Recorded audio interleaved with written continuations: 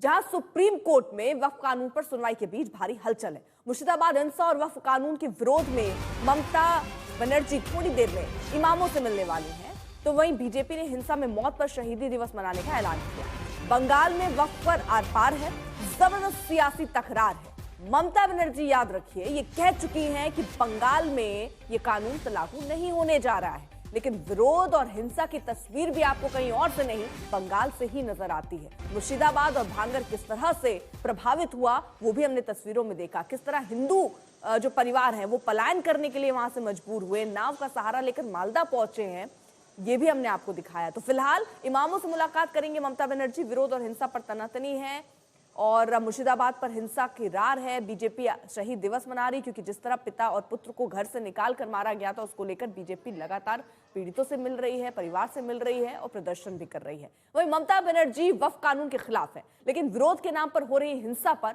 वो घिर गई। और माइनॉरिटी लोगों को हम एक बात कहते हैं,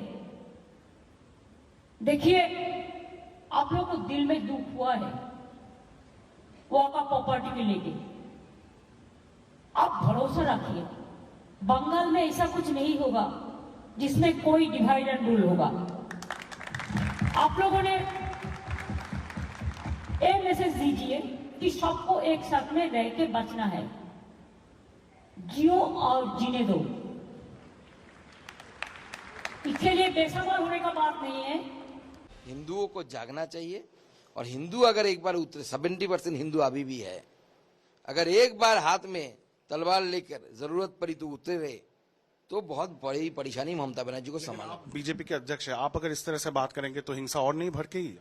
हम तो ममता बनर्जी को बार बार बोल रहे हैं कि कंट्रोल कर लो, कंट्रोल कर लो, कंट्रोल कर लो। हम तो भगवान श्री कृष्ण के अनुयायी है ना, 100 तक देखेंगे, 101 जब चले जाएंगे तो सुदर्शन को बुलाना ही पड़ेगा, क्या करें। सूर्याग्नि हमारे साथ हमारे सहयोगी इस वक्त जुड़ चुके और जानकारी के साथ। सूर्याग्नि, हमने देखा कि किस तरह से बंगाल की स्थिति इस कानून को लेकर हिंसा में परिवर्तित हुई है। कहीं ना कहीं ये कहा जाता है कि इसमें राजनीति असर रहता है, क्या इसमें राजनीति असर है? और ऐसे में जो ममता बनर्जी यहाँ मुलाकात कर रही हैं, ये बोल रही हैं हिंसा की जगह नहीं है, बीजेपी एक्टिव है, ये स्थिति को खराब कर सकते हैं या हर पैमाने पर सोचकर ही राजनीतिक दल भी कदम उठा रहे हैं?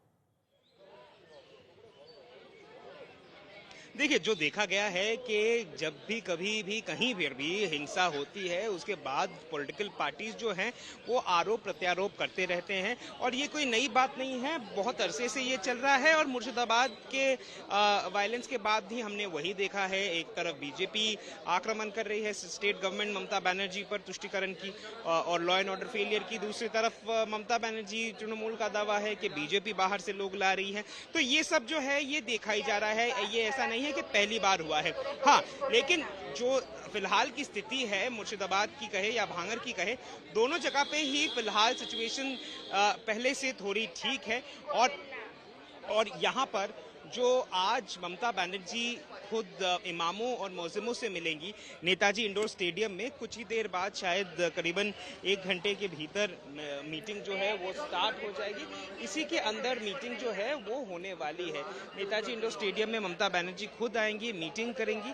कुछ लोगों के साथ हमने बात भी की आज सुबह, जो लोग आए थे यहाँ पर, और उनका दावा ये एकदम स्पष्ट रूप से उनका ये कहना है कि अर्पिता, ये कानून जो है इसको रोल बैक करना चाहिए और उसके बाद बातचीत करके सरकार के साथ वक्फ को कैसे संभालना है वो आगे एक प्रोसेस में सरकार के साथ बातचीत करके इमाम मौज़िम जो है वो एक सिचुएशन क्रिएट करके उसको संभाल लेंगे। लेकिन फिलहाल की ये जो एक्ट है इसके बहुत ही खिलाफ है मुस्लिम कम्युनिटी, इमाम और जो यहाँ के रिलीजियस लीडर्स हैं। अभी फिलहाल देखना ये होगा कि ममता बनर्जी आज क्या निर्देश देती है, उनका जो भाषण होगा वो क्या होगा इमामों के लिए, पूरे स्टेट के लिए। और ये बहुत इम्पोर्टेंट भी बनता है क्योंकि जिस वक्त पे आज यहाँ पे ये मीटिंग होने वाली है, बीजेपी भी एक शहीद दिवस पालन जो है वो करेगी। ठीक है, आप सूर्याग्नि नजर बनाए रखिए, आगे भी आपसे अपडेट लेंगे। वही बंगाल अभी से ही चुनाव मोड पर है,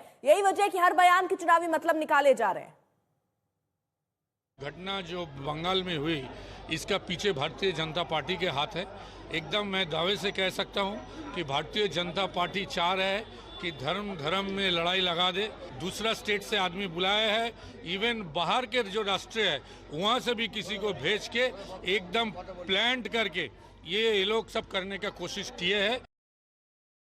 वहीं मुर्शिदाबाद हिंसा पलायन पर जबरदस्त जुबानी जंग है। बीजेपी ही नहीं, लेफ्ट ने भी इस मामले में ममता बनर्जी को घेरा। समाजवादी पार्टी समर्थन में आई अबू आजमी ने तो हिंसा को साजिश बता दिया है। देखिए, ऐसा है ना कि ये इंक्वायरी होना चाहिए, बहुत ही साफ तरीके से दंगे करवा कौन रहा है। कुछ लोग लगे हुए हैं कि बंगाल में प्रेसिडेंट रूल लग जाए, क्या इसके पीछे वो तो नहीं है, ये होना चाहिए।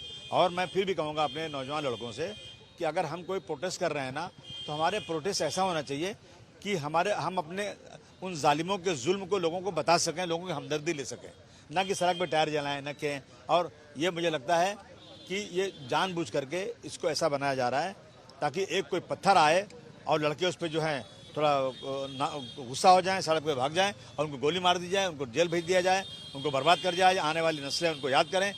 जिस तरह से ये हो रहा है ना, चारों तरफ ये ऑर्गेनाइज किया जा रहा है कि थोड़ा छेड़ो इनको, ये कुछ बोलें और फिर इनको बर्बाद कर दो, ये हो रहा है। मैं निवेदन करूंगा नौजवान बच्चों से कि हम लोग जज्बात में आकर के इस तरह का कोई काम नहीं करें कि हमारे नस्ल के साथ, हमारे बच्चों के साथ इस तरह का जुल्म जाती हो कि आने वाली नस्लें उसको याद करें। वहीं केंद्रीय मंत्री गिरिराज सिंह ने कहा कि ममता बनर्जी बंगाल को बांग्लादेश बनाने पर तुली। वोट की लालच में ममता बनर्जी हाथ उठा दी है, बंगाल को बांग्लादेश बनाना चाहती है और वक्फ बोर्ड में भ्रम फैलाना चाहती है।